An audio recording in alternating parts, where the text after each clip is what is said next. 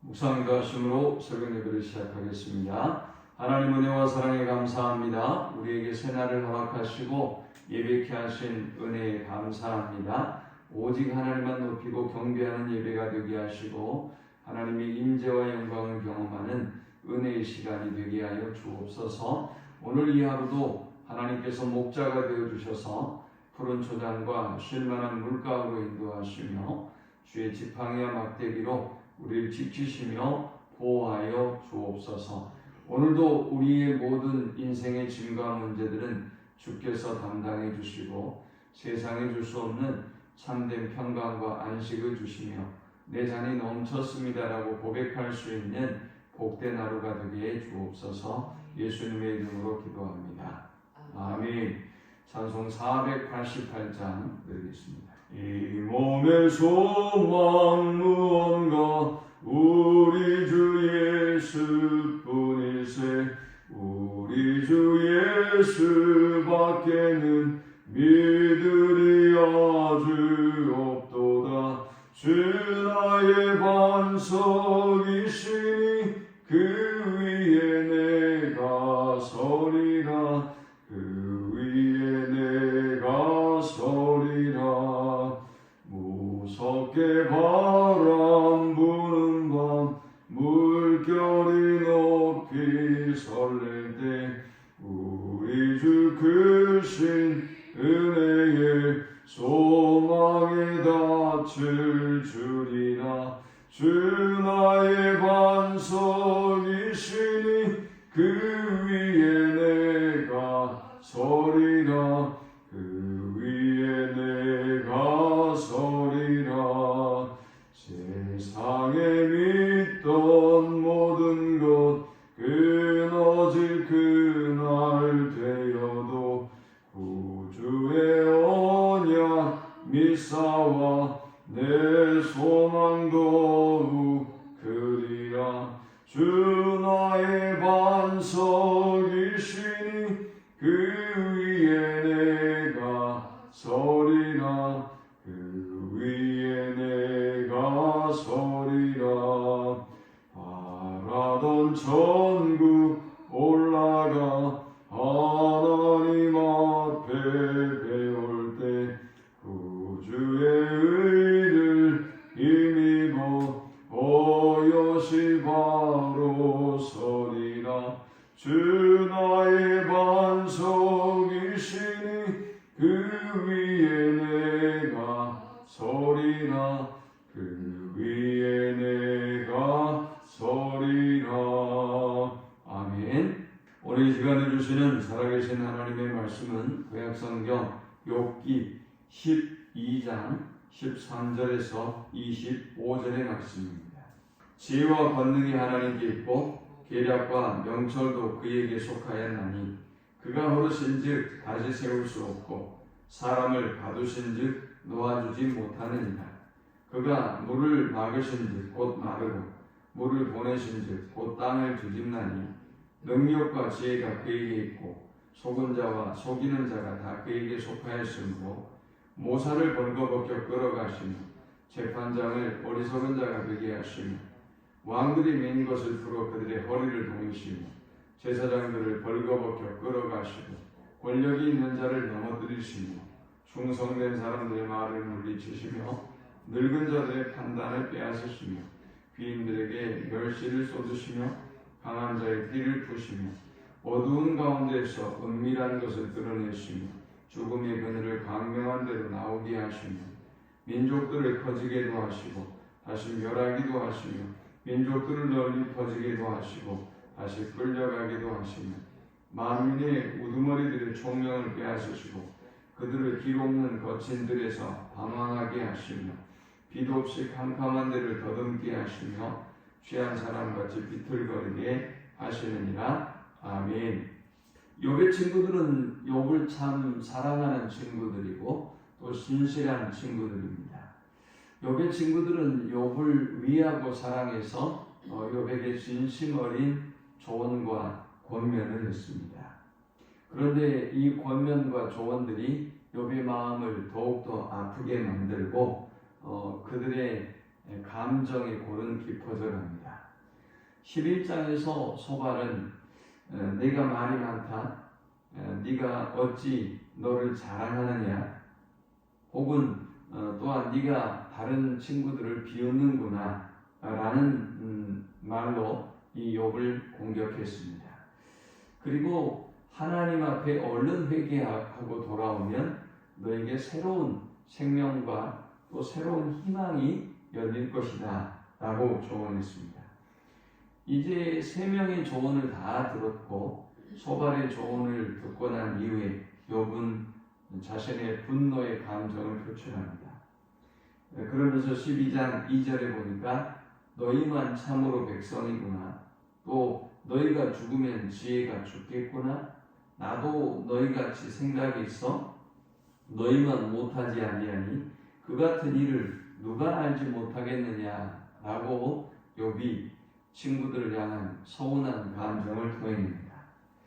너희들만 지혜롭다고 여기고 너희들만 옳다고 여기는데 나도 다 그 같은 정도의 일들은 알고 있고 이해하고 있다 라고 하면서 이제 12장에서 그의 반론이 시작됩니다.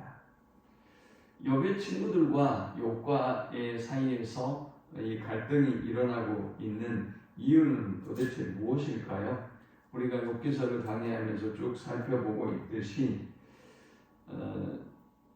귀납법이라고 하는 것이 있죠. 귀납법은 일반적인 개별적인 사실들을 통해서 어떤 일반화된 논리를 도출하는 것입니다. 그러니까 저 사람이 시험에 떨어졌다, 저 사람도 시험에 떨어졌다, 저 사람도 시험에 떨어졌다, 그러므로 너도 떨어질 것이다, 이런 원리예요.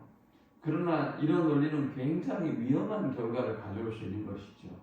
그러니까 욥에게 일어나는 일들을 친구들은 보면서 다른 주변의 모든 개별적인 사실들을 근거로 해서 욥 너도 지금의 이 상황은 이러한 상황이다라고 정의하고 일반화해버렸기 때문에 욥의 고통과 아픔을 이해할 수도 없고 또 욥이 당연히 잘못됐다는 결론에 도달할 수밖에 없었다는 것이죠. 인과율이라고 하는 것은 어떤 일의 결과는 반드시 원인을 가지고 있다라는 사고예요. 그러다 보니 욥에게 일어나는 결과, 현상만을 지금 보면서 그 원인을 추론해 가면 이건 많은 오류를 가질 수밖에 없는 것이지요. 연기가 나는 굴뚝을 바라보면서 분명히 아궁이에 불을 지피고 있구나 라는 추론을 하기 때문에 문제가 있는 것이죠. 얼마든지 불을 떼고도 연기가 나지 않게 할 수 있잖아요. 보이는 연기 말이죠. 원인에는 당연히 변수가 있고 그 변수에 의해서 결과도 완전히 달라지는 것이죠. 우리가 어떤 일들을 행할 때 보면 똑같은 결과를 가정하고 그 일을 하지만 결과가 전혀 달라질 때가 있지 않습니까? 가령 난을 그린다고 똑같이 이렇게 하지만 전혀 다른 결과가 나올 수 있는 것이지요.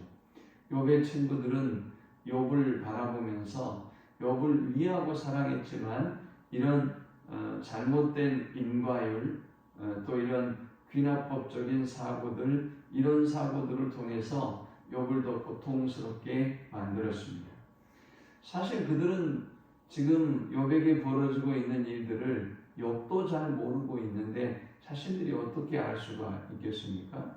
또 욥이 얼마나 경건하고 의로운지 사실은 욥이 아니기 때문에 우리가 일반적인 원리로 모든 사람이 죄인이고 또 그럴 수 있겠다라고 생각하는 것뿐이지 우리가 욥에 대해서 잘 모르지 않습니까?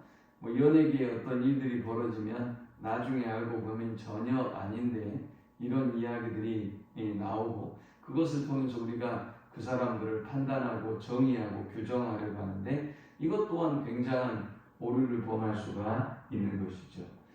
지금까지 욥의 친구들은 이야기하기를 욥, 네가 의롭다고 생각하고 네가 하나님 앞에 죄가 없다고 생각하는데 하나님은 너의 생각과 달라.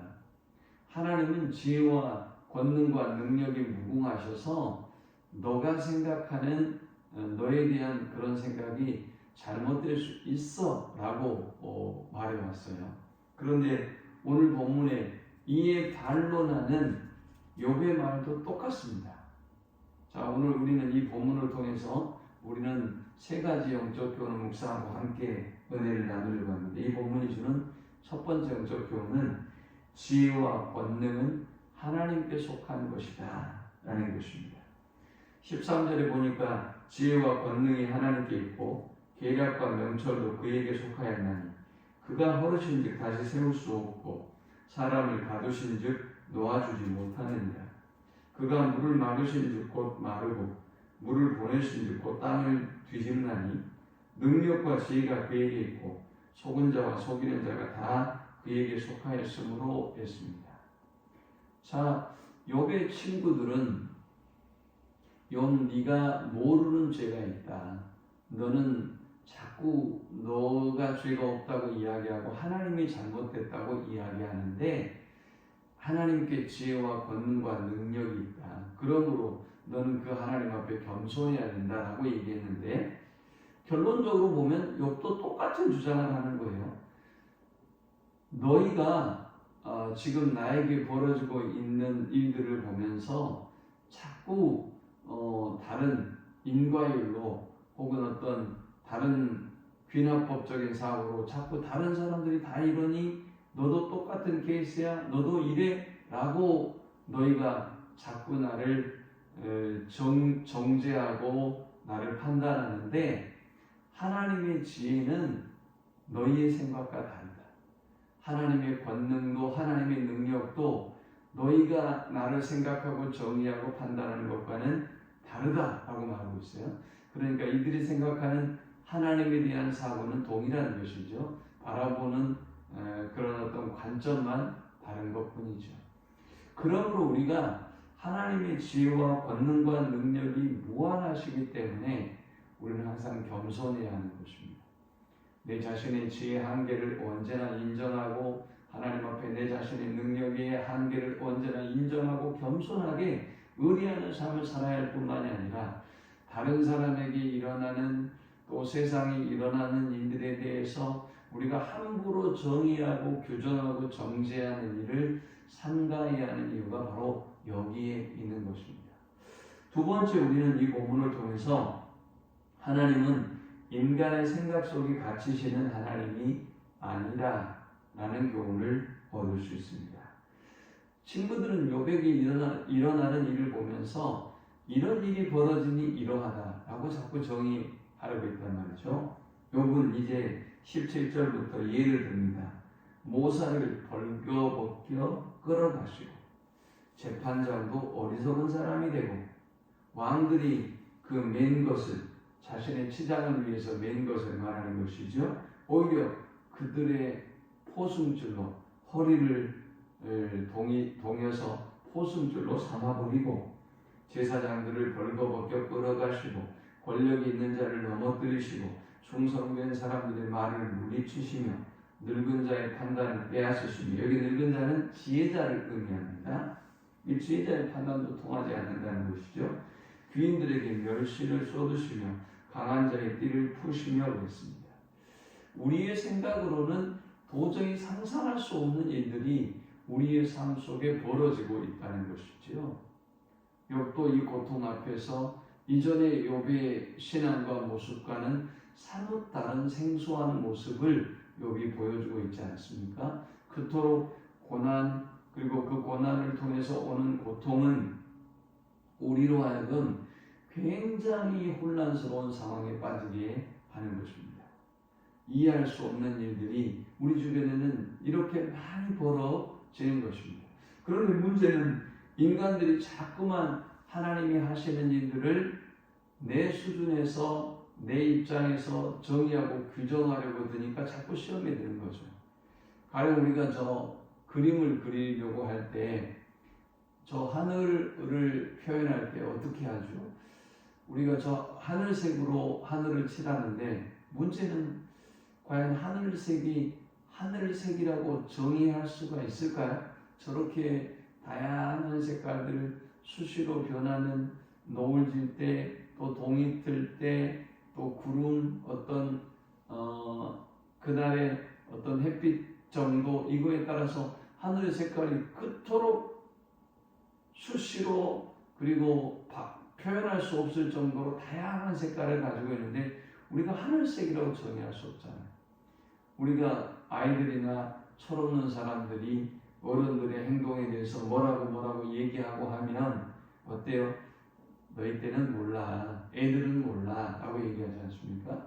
역시 우리의 삶 속에 일어나는 하나님의 역사도 우리의 수준에서는 이해할 수 없는 것입니다. 그런데 자꾸 인간들은 나에게 일어나는 일들을 내 수준에서 내 지혜에서 정의하고 규정하려고 하다 보니까 나는 아프지도 않아야 되고 또 사업도 망하지도 않아야 되고 시험에서 떨어지지도 않아야 되고 그런데 왜 이런 일이 벌어집니까?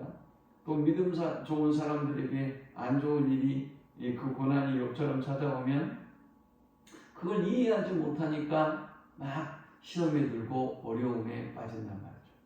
하나님의 지혜 앞에 하나님의 권능 앞에 겸손하면 되는데 말이죠. 그러므로 우리는 하나님의 생각이 우리의 생각과는 다르다는 것을 기억하고 자꾸만 내 생각 속에 하나님을 가두고 정의하려고 해서는 안 된다라는 것을 기억해야 합니다. 세 번째 우리가 이 본문을 통해 얻을 수 있는 영적 교훈은 하나님의 일하심은 인간의 생각과 다르다라는 것입니다. 우리는 생각하기를 하나님은 이런 하나님이니까 이렇게 하실 것 같다. 하나님은 이렇게 역사하셔야 된다. 라고 자꾸만 우리의 생각 속에 하나님을 정의하고 규정하고 기대하고 있어요.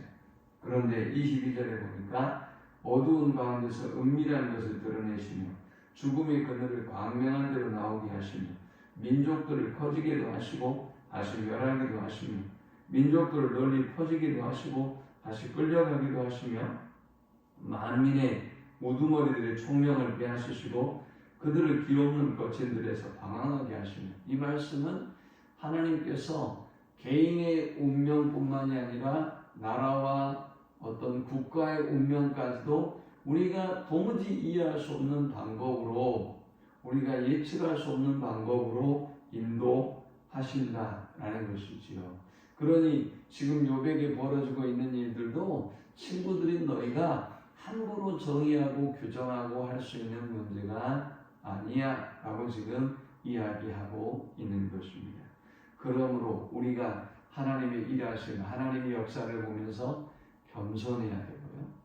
또 하나님의 일하심, 역사하심 앞에 항상 내가 분별력을 가지고 또 그 이유와 그 인도하심을 우리는 분명히 하나님께 묻고 또 하나님께 맡기고 우리가 순종하고 감사하고 임마누엘의 주님과 동행하며 살아가면 우리가 잘은 모르지만 이 원인, 이 고통 왜 나에게 언제까지 이런 고난 고령이 올지는 모르겠지만 그러나 욥처럼 잘 몰라도 주님과 동행하고 잘 몰라도 주님의 곁에 붙어서 살아가면 견뎌내고 버텨내고 능히 이길 수가 있는 것이지요.